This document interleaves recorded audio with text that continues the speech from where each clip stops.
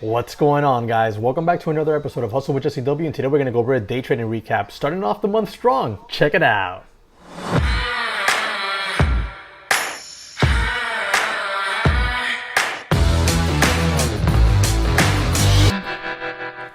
Well, guys, as I go ahead and get these live trades here for you, remember to do me a favor, check the links in the description section. Make sure you take advantage of Webull. You download the app, you fund your account with $100 and you get 2 free stocks. I just got 1 free stock this morning, and I'm going to put a little snippet of it right here. It was like 40 something dollars. It's free money, guys. It's a great stake right there, right? So just take advantage of that because it's free money. You'll get 2 free stocks. You fund your account with $100, and they can be valued between $1,200 to $1,400. Okay, so go ahead and take advantage of that. All right, guys, let's jump into this recap here. So today's Monday, August 3rd. So it's the first trading day of the month. And I'm not going to lie, I stepped into the day today looking to like start off the month with a bang, not necessarily forcing a trade. Although my first couple trades, I didn't read them correctly. It was very hard to gauge the direction and volume on the play. But I was looking to start off the month on a green note, and I don't know, not necessarily just a base hit. I was really looking for a solid, bang. But I don't know. I don't know if I stepped into the month with the right mindset. In other words, regardless, green on the day, home run day. So I'm definitely going to be happy and take that to start off the month. And tomorrow I'm going to step into the day a little bit with, I guess, a little bit less gas on the pedal, right? Like a little bit less pressure on the pedal, and maybe like take a step back and kind of ease into it a little bit more, so that I don't make a mistake that can be a little bit costly.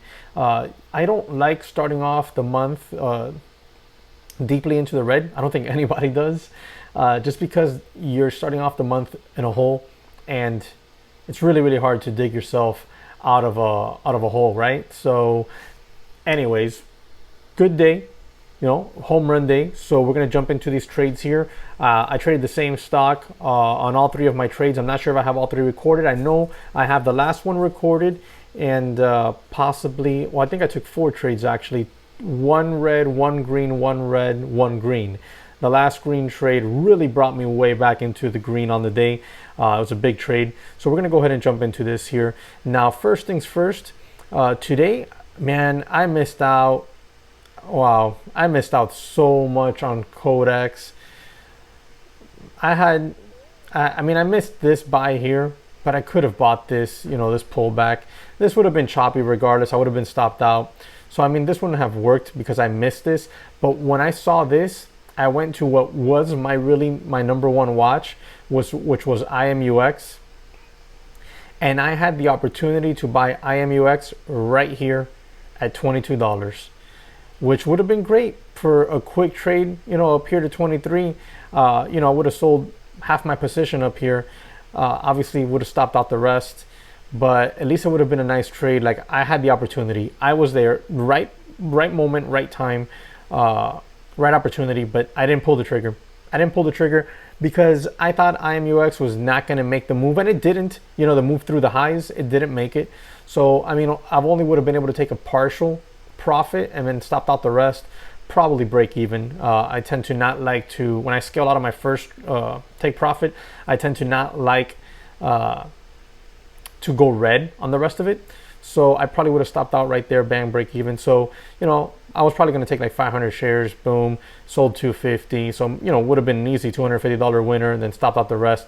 Maybe would have made like another $50 on the last 250 shares. And so, probably $300 trade. Nonetheless, I made more money than that. But I just kind of regret. I don't like when I step in front of a trade there and it has everything I want in order for me to pull the trigger, and I don't. So I'm kind of mad at myself for not pulling the trigger on this trade here when I had all the time in the world. Believe me, I got there, okay? And I looked at it and I hovered over the buy button, and I didn't trust it. I didn't trust myself, I think it was. So no trades for me on that, right? So then now Codex has made a real nice move there. That's disheartening. Mist I still have on my back burner. This thing has really held up on the daily. Like now, if it holds this $9 area, it has a lot of upside potential, but the volume today is non-existent, even though it's pushed up. So I was watching Miss Codex, IMUX, Tesla, ADT. Did not trade this. This thing is nuts. I mean, like, how do you even trade this, right? If you didn't get in somewhere in here to take advantage of that big pop, there was nothing there for you. Let's see, what else did I have? I had CBay on watch. CBay opened up, pushed, and then faded. Now it's reclaimed VWAP and pushed again. It's 15 million in float stock, so I really, wasn't front and center on it.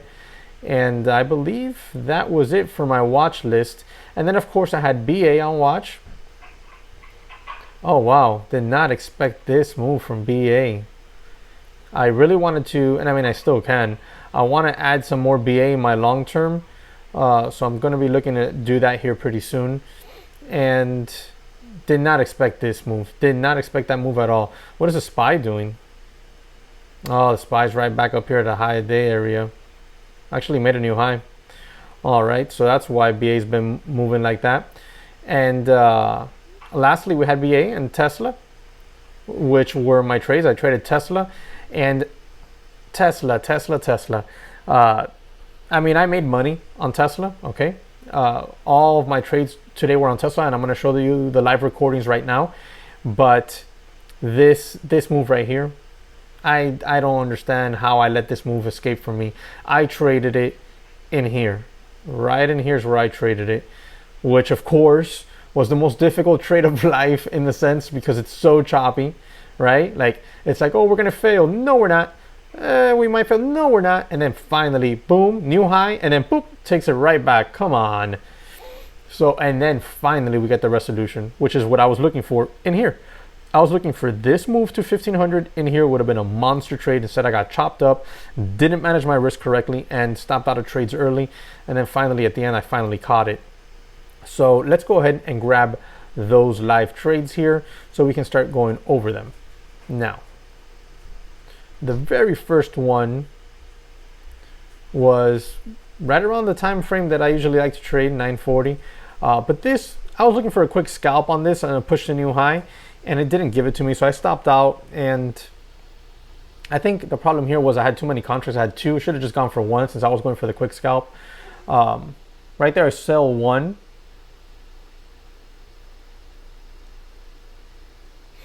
And then here I stop out of the last one. Right there, I stop out of the last one.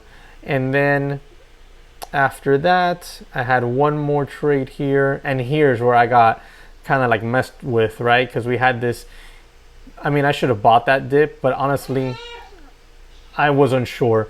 I should have bought that dip. I was having trouble reading volume this morning, and this real nice decrease in volume on this pullback was complete signal for me to get long in front of this 90 MA VWAP for the cross.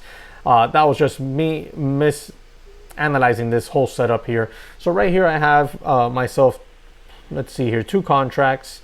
And, I was looking for to have 3 contracts today, but looking at the SPY, watching what the SPY is doing. Why did this get so big? Sorry about that. So right there I have my 2 contracts. I really wanted 3.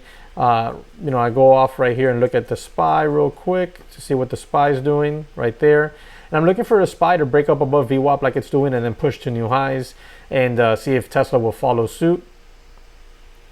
So right here, like, look, realistically, my stop should have been down here, 1460, but I got in way too high. That was a straight FOMO entry, thinking that we were going to get, we're going to push off of this huge buyback basically on this candle. It just dipped and everybody just jumped right back in and pushed it right back up. The reality is, this is my stop. I incorrectly used this 1470 as my stop because it was a daily level. So I think it was just a way to get in the trade with a small risk for a scalp over the high of day. And it works. It's worked for me a bunch of times. But in this case today, with the small volume that we were trading here, comparable to, when this setup is usually more successful for me, I should not have taken this trade here. Or I should have just taken 1 contract and held on to the correct stop. So right there, I stop out. And right there, as you see, I'm down $428 there. I made some money here, some money here. So basically, this all cancels itself out All of this cancels itself out, and then now I'm down on the day for 100 and change. Okay, because these two trades were red, and then these were green, obviously, and then I was down $1. Really, I was down $1 on the day after this. So this is basically cancels out. So at this point, I'm down $428 on the day. Okay, and then we finally have the one solid trade. The one solid trade where I took a step back and said, okay, here's my setup. And this is why I go to full size with 3 contracts on this. So here I am. I'm in probably just 2 right there. Oh no, I'm in already with all 3. And I'm looking for a push through 1475 onto new high of day. Okay, so here we go. I'm looking at the SPY. This is exactly what I wanted to see out of the SPY. Now I want to see a SPY bring up there, get up there, break 328 and push. That should get Tesla to follow suit, because Tesla was pretty strong comparable to the SPY. If you look at the SPY, look at this. It actually went red on the day. Tesla never did. That's relative strength. So right there, we get that quick push there. I start getting ready to put orders out on the ask. Oh, wait a second, guys. I'm sorry, you didn't get to see this. I hate when this screen opens up. Let's start that over. Boom. As you see, Tesla, green on the day. SPY actually went red. That means Tesla's relatively strong. So now we're getting that push right there. I start getting ready to put out a sell on the ask. I go back to look at the SPY, looking to see if we're going to get that VWAP 90 MA cross. We get a tap of the high of day. Okay, so I put out an order to sell 1. It gets filled. I have to sell 1 up there just in case we reject double top and come back down. Now I want to see continuation and a push. When we start to pull back a little bit there, I'm like, okay, I'm going to get rid of 1 more contract just in case. So I get rid of 1 more contract right there. Boom, get rid of 1 more contract. That right there alone, those 2 sells brings me green on the day. Not by much, but I'm green. So now I have 1 contract. So now I'm like, okay, this is the contract that's going to pay me. Fast forward here a little bit for you. SPY pushes up to new highs on the day. Tesla follows suit right after. Right there, boom, new highs. I put out an order to sell my last contract at $40 from $35 and change. And right there it gets filled. And just like that, I was back to green on the day, $467 you see up there on the left hand side. So that was it, guys. Very straightforward trading. My first trade didn't work, like I said, because I wasn't analyzing the volume correctly. My second trade, just a poor trade. It happens to everyone, just a poor trade. And the good thing is I recognize that it's a poor trade, so I got to fight to not do that again, right? And then my final trade was the proper trade. And once again, when the proper trade presents itself, take advantage of it, boom. That one trade, that was over $800 winner. Over an $800 winner, that one trade. That erased completely my loss on the day, which was $430, and puts me up on the day $467. Boom, home run day. And now I'm just going to be a spectator the rest of the day and start to get my mind right for tomorrow. Unless something crazy starts to happen in the market and it's super easy A+ setup, I'm not going to take another trade today. So let me know how you did. Drop it in the comment section below. Remember to subscribe to the channel and hit the notification bell so you're alerted when I upload my next video. And I'll catch you on the next one.